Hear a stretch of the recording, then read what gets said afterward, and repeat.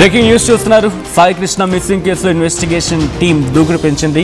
Case చిక్కుముడ్లు విప్పుతూ ఉన్నారు ACP Daivaprasad. Sai Krishna తల్లి ఆరోపణలు, స్టేషన్లో జరిగిన పరిణామాలపై దర్యాప్తు జరుగుతోంది. సాయి కృష్ణను మార్కాపురం నుంచి తీసుకొచ్చారు అధికారులు. స్టేట్మెంట్ రికార్డ్ చేశారు ACP Daivaprasad. Task force ACP Lathakumari, SI Naveen Kumar, constable Muralikrishna, రాంబాబుల విచారణ జరుగుతుంది. Krishnalanka PS crime constable Baburao,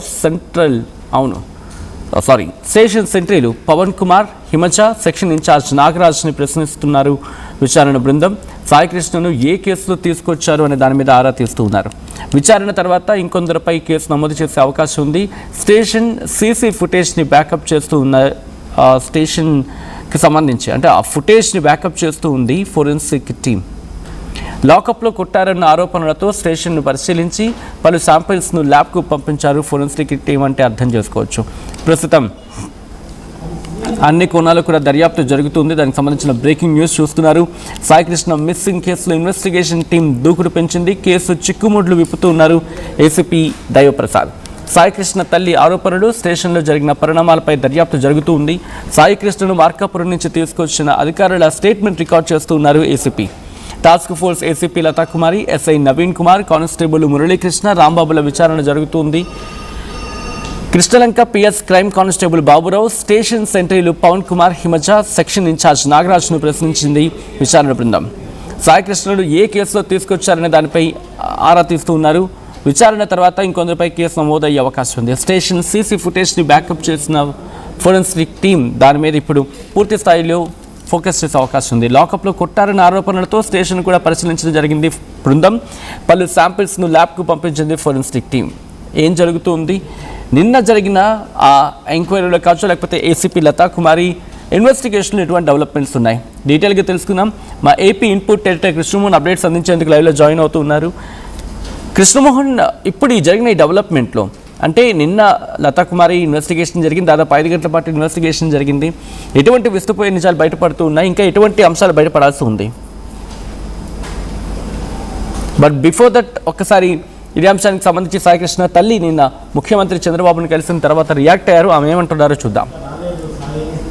ఇవ్వండి అయ్యా, నా కొడుకు ఎక్కడ ఉండాలి, నేను ఫోన్ చేసుకుంటానంటే ఒక్కడు కూడా సహకరించలేదయ్యా. నా పిల్లోడిని కొట్టి కింద పడేశారయ్యా, బాత్రూమ్ దగ్గర తీసుకొచ్చి. ఈ పిల్లోడు మా పిల్లోడే అంటే, మీ పిల్లోడు కాదు, వెళ్ళిపో, నువ్వు వెళ్ళిపోముంది ఇక్కడి నుంచి, దాన్ని పంపించేయండి రా బయటగానే అడిగాడయ్యా. ఎన్ని మాటలు మాట్లాడు అంటే అన్నాడులే, నా బిడ్డ నాకు కావాలనుకుని నేను నుంచున్నా అక్కడ. నన్ను ఎంత చేశాడంటే,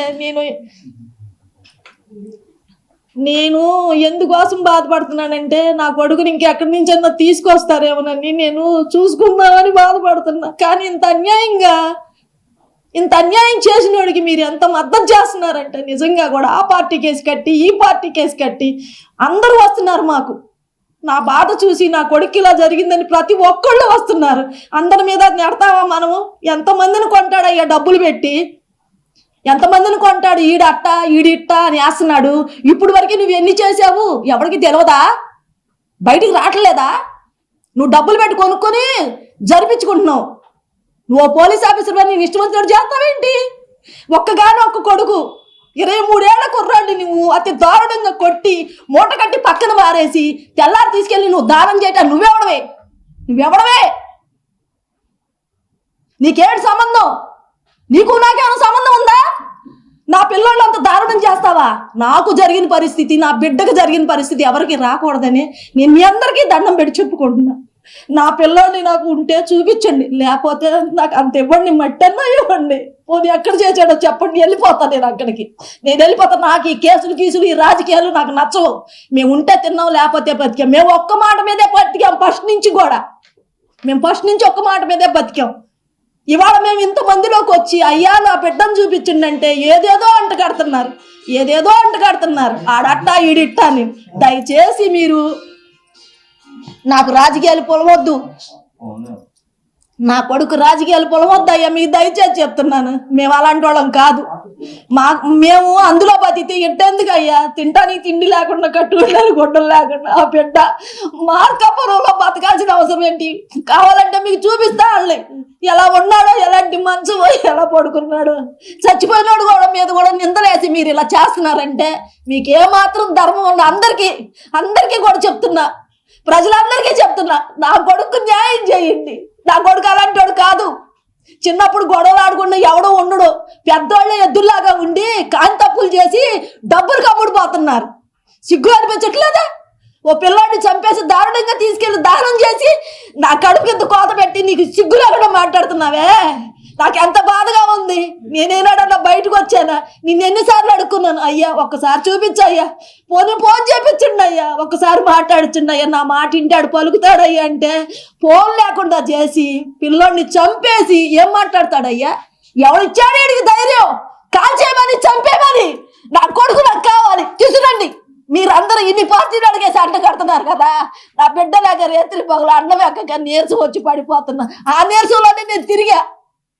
నా పిల్లాడిని నాకు తీసుకురండి. మీరు అందరూ పార్టీల గొడవలో మమ్మల్ని పెట్టొద్దు దయచేసి. మేము పార్టీ వాళ్ళం కాదు, మాకు ఎటువంటి సంబంధం లేదు. మీరు పూసుకుంటే పూసుకోండి, మాకు అక్కర్లా. నా బిడ్డ కావాలని నేను వచ్చా. మీకేమాత్రం ధర్మంగా ఉన్నా నా పిల్లోడిని తీసుకొచ్చి, లేదంటే ఇంత బట్టి ఇవ్వండి, వెళ్ళిపోతా. అదే చూసుకొని నా కొడుకు తీసుకునేది. నేను ఎందుకంటే మాట్లాడలేదు. నా బిడ్డ నాకు కావాలి. నాకు నేను అన్నం ఉంటే తినిపించుకునే రాదే. కష్టపడి అంటే పడుకునేవాళ్ళం తినకుండా, అంతేగాని ఈ దొంగ రాజకీయాలు చెయ్యొద్దయ్యా, దయచేసి చెయ్యొద్దు. మా మీద పెట్టొద్దయ్యా, మా మీద పెట్టొద్దు. ఇప్పటికే నలిగిపోయి ఆడుతున్నా నేను. రోజు కనపడుతున్నాడు. నా బిడ్డను ఎంత అన్యాయం చేశారు. నా బిడ్డను ఎంత అన్యాయం చేశారు. నేను ఎంత బాధపడుతున్నాను. ముద్ద గోడ ఎక్కట్లే నాకు. రైట్, అది నా బిడ్డను కనీసం ఆఖరి చూపు కూడా చున్నవలేదు. నా బిడ్డను తీసుకువెళ్ళి దహనం చేయడానికి నీకెవరిచ్చారయ్యా హక్కు? ఇది ఆ తల్లి ప్రశ్నిస్తోంది. నాగరాజు సమాధానం చెప్పే దమ్ముందా అని చెప్పి సమాజం ప్రశ్నిస్తోంది. ఏం జరుగుతోంది? ఇంకా ఎటువంటి విషయాలు బయటపడే అవకాశం ఉంది ఇన్వెస్టిగేషన్లో? మా AP input editor Krishnamohan phone లైన్లో జాయిన్ అవుతున్నారు. కృష్ణమోహన్, ఆ తల్లి అంటున్న మాటలు ప్రతి ఒక్కరి గుండెలను కూడా పిండేస్తూ ఉన్నాయి.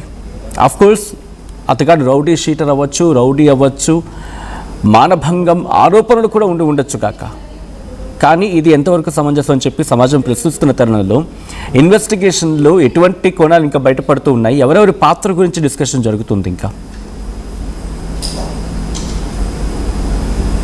కేసు మాత్రం కొత్త నిన్నంతా ఇన్వెస్టిగేషన్ కొంచెం వేగంగా అండ్ దూకుడుగానే జరిగిందని చెప్పాలి. కేసు చిక్కుముడులు ఏంటి అనేది ప్రయత్నంలో ఏసీపీ దైవప్రసాద్ ఉన్నారు. ఆయన నిన్న 10 గంటల నుంచి రాత్రి దాదాపుగా 9 గంటల వరకు స్టేషన్ లోనే వివిధ శాఖలకు సంబంధించిన వ్యవహారాల్లో పనిచేసిన అధికారులని, కానిస్టేబుల్ని, వీళ్ళందరినీ కూడా పిలిచి తీసుకుని వచ్చే ప్రయత్నం అయితే చేశారు. అసలుకి ఎందుకు ఎవరు చెప్పి వెళ్ళారు, ఎందుకోసం వెళ్ళారు, ఇవన్నీ కూడా. అయితే సాయి కృష్ణ ఆ తల్లి ఆరోపణల ఏదైతే నేపథ్యంలో సాయి కృష్ణ అసలు మార్కాపురం నుంచి తీసుకుని వచ్చింది ఎవరు తీసుకుని వచ్చారు,